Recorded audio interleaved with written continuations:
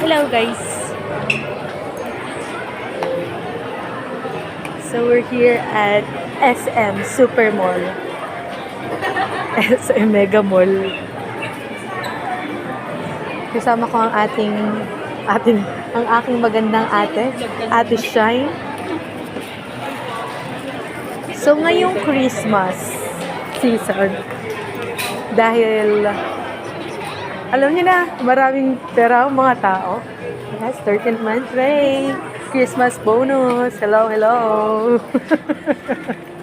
Hello sa mga dyan, mga empleyado. Nakapaldo ba tayo?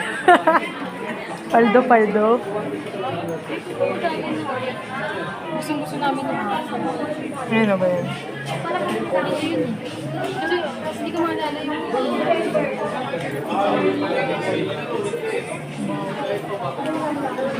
Ay, Bath and Body Works.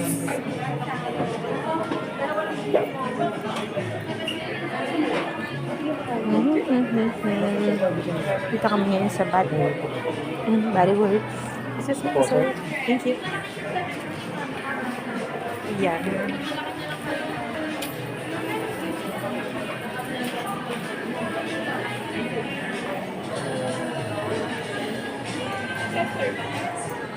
Ay! Gulat naman ako dun. Wala pa ako, makakapa lang ha. Kape pa. Dami ko naamoy. Halo-halo na yung pagkain din eh. Pabango.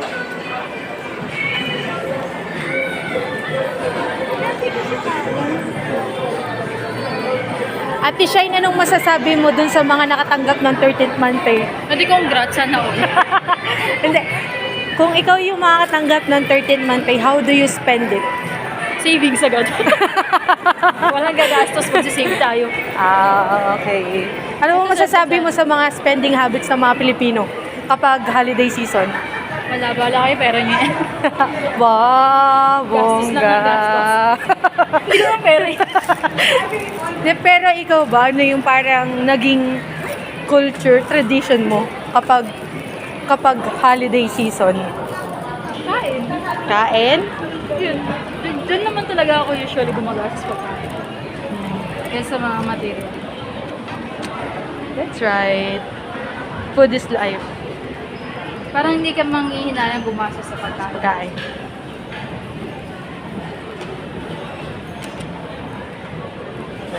Kaya guys, huwag kayong papagutom ha. Nagsalita, yung nagda-diet. Kasi tayo hindi kumakain. Tapos sinisik mura. Ayan guys, iyan ang aming financial advice ngayong holiday season. So, kung ikaw daw ay makatanggap ng 13th month pay, Gastusin mo na. hindi, sabi ni Ate Shine, i-save daw. Save daw. Ayan. Yan lang po. Bye-bye.